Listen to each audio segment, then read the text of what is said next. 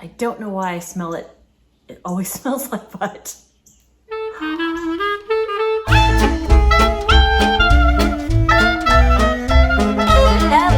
Welcome to another video. My name is Heather, and as always, I'm reading with a vengeance, and as always, I hope you are as well. Welcome back if you are a returning subscriber. If you are new to my channel, a very warm welcome to you. I'm happy to have you all here. I hope everybody is doing very, very well, and you're having a wonderful reading summer. Today, I am going to talk to you about my top 5 reads of the quarter. And so this is the second quarter of the year. I did a top 5 of the first quarter, which was Monday, Tuesday, and Wednesday, which was January, February, March. And so now I'm going to talk to you about my top 5 books of April, May, June. I'll link that first video down below. Like I said in the first video, if you don't want to be spoiled for the end of the year favorites videos that always come out, that I of course will do. If you prefer those videos, I would skip this video, but if not, I hope you enjoy this video. So let's get started. And I will go in ascending order, starting with 5 and going up to my favorite read of the quarter. In 5th place for me is We Begin at the End by Whitaker. I read this in April and I raved about it in my wrap up. Absolutely fantastic. Of course, that's why we're here. So let's just assume that all the books I'm going to talk about in this video are absolutely fantastic. This is labeled as a mystery thriller on Goodreads, but I guess there is a little bit of a mystery and there is some thriller-ish components to it, but I would call it contemporary fiction more than anything else, and kind of a coming of age, which, as you know, I love. So this follows 2 characters. First, it follows Walk, who is the sheriff of a small coastal California town. He's a good guy. He has some troubles in his adult life because of something he did as a teenager that sent his best friend, his childhood best friend, Vincent, I believe his name is, to prison. So he's dealing with that, and then present day, Vincent is released from prison and comes back to town, and they're kind of dealing with each other. Then it also follows 13-year-old Duchess, and let me tell you, I remember reading, somebody wrote a review of this book and likened Duchess to having all the vibes of Scout from To Kill a Mockingbird if Scout were like a 90s child, but same kind of attitude, very smart, but in your face. And she's raised by, I believe, an alcoholic or an addict mom. And she ends up kind of raising herself. And so she's got this attitude, she's got a foul mouth, and she doesn't take any crap from anybody. So when Vincent returns to town and a murder occurs, Duchess and Walk are kind of thrown together to figure out what has happened. And it's just glorious. I absolutely loved it. Highly recommend it. 4th place and 3rd place were very tough for me because it was just hard to put one above the other.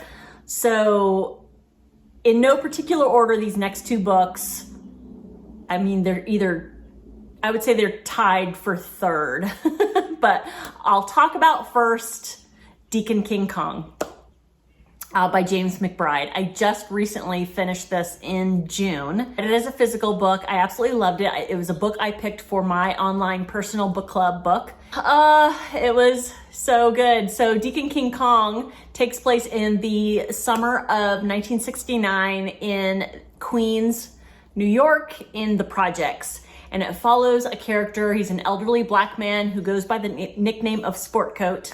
And one day, apropos of nothing, he walks up to the neighborhood drug dealer and holds a gun up to his face and pulls the trigger. And then what kind of follows is everybody, how it affects the lives of everybody. The other people in the projects, there's a church that is in the projects and the people that work at the church, and everybody knows everybody. And even Sportcoat, he used to coach Little League baseball back in the day, and the drug dealer used to be one of his all-star players. And so how it affects their families, the people in the projects, the people at the church, the investigating officers, they know each other. There's rival organized crime gangs in the larger part of the neighborhood that have something to do with what's going on. I know it sounds very, very vague, but I don't want to give any spoilers. Honestly, I think this is one of those books, the less you know going in, the more you'll enjoy it. It was such a treat and such a surprise.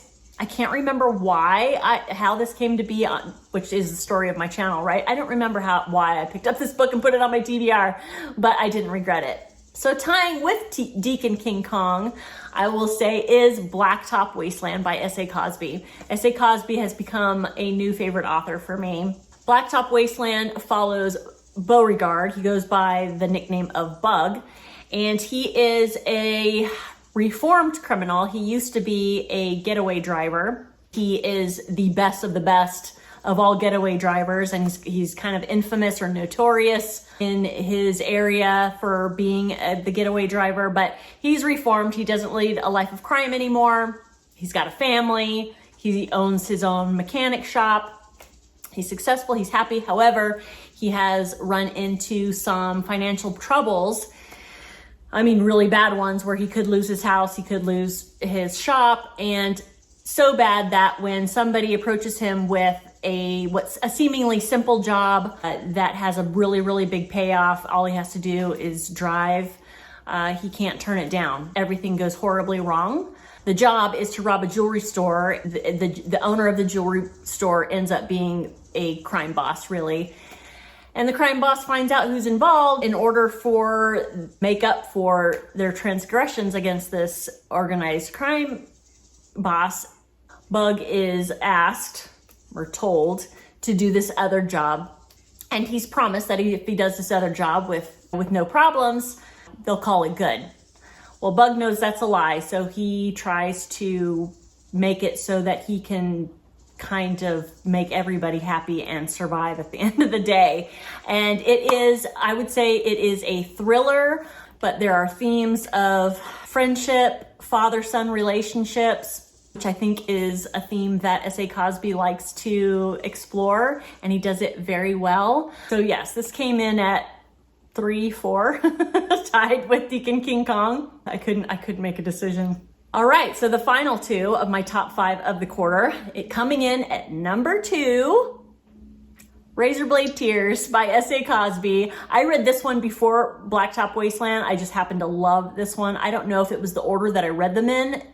No, I absolutely 100% love this one more than I did Blacktop Wasteland. Oh, and just side note, I listened to them both. Both were narrated by actor Adam Lazar White, and he does a phenomenal job. Highly recommended it. If you're into listening to books, I would listen to both of these. As soon as I finished with Razorblade Tears, I immediately downloaded and listened to Blacktop Wasteland.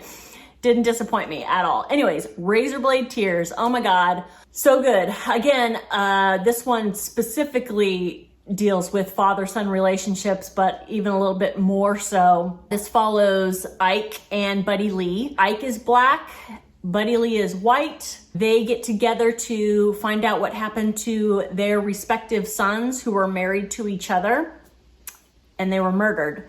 Both Ike and Buddy Lee, they are former criminals. They also did not approve of their sons being gay. They're dealing with regret along with grief, but they get together to try to figure out what happened to them, who killed them, and why. It is a ride, let me tell you. This definitely is a mystery thriller, but I will tell you some of the things that are just done pitch perfectly in both of these S.A. Cosby books. The characters, they're so colorful, they leap off the page. It's like they're sitting in the room right there with you. And dialogue, you cannot get better dialogue. There was good dialogue in Blacktop Wasteland as well, very enjoyable, but in Razorblade Tears, this is a book that I would reread. I'm not a rereader, but I would reread this one just for the dialogue. I wish that like I said, I listened to it. I wish that I had written down some of the dialogue that I could share with you. So snappy and funny, but then also when Buddy Lee and Ike are talking about their sons and talking about the regret that they have by not accepting them for who they were was so heartbreaking. Just stop and make you think type dialogue. And I love this book so much. If you haven't read it, I beg you, please read it. And finally, in the #1 spot for this quarter of my favorite book, The Island of Missing Trees by Elif Shafak. The only reason I picked this up was it was shortlisted for the Women's Prize for Fiction. If you've been watching my videos, that doesn't come as news to you. But that's the only reason. I'd never heard of Elif Shafak before this book or before the Women's Prize for Fiction. And I'm so glad I found her. I will be reading everything that she has written eventually. But this one was just beautiful. I absolutely love this book. I will not be surprised if it makes my top 5 of the year. It is giving The Heart's Invisible Furies a run for its money as far as the place in my heart. I absolutely loved this story. And it's not like magical realism has been in my comfort zone up until recently. Now it is. If you've heard about this book, you know that one of the perspectives in this book is a fig tree. And it works, I promise you, it's not weird.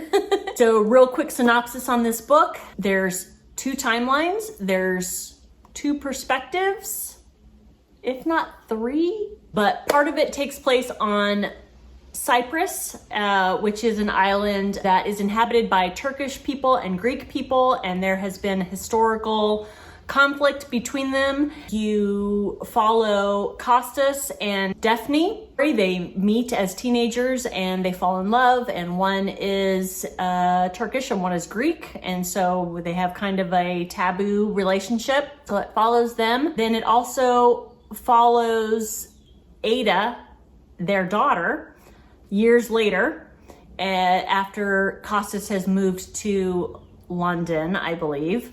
And Ada is a 16-year-old girl. She is dealing with the death of her mother. That's not a spoiler. And she is having a hard time and she's being bullied at school. So it follows her. And then Costas, who he has taken a piece of the fig tree that grew up through this tavern that's on Cyprus, and he brings it to London and he replants it and it grows there in his garden.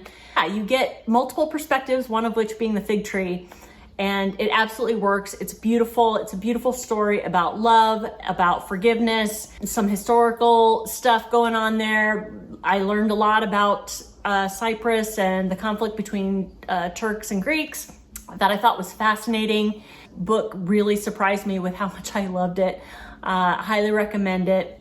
All of these books, I highly recommend all of these books. And that's it, short and sweet, my top 5 books of the second quarter of the year, 2022. I hope you enjoyed it. Have you read any of these books? If you have any thoughts, please feel free to comment down in the doodly-doo. If you're still watching at this point, please consider giving that like button a boop.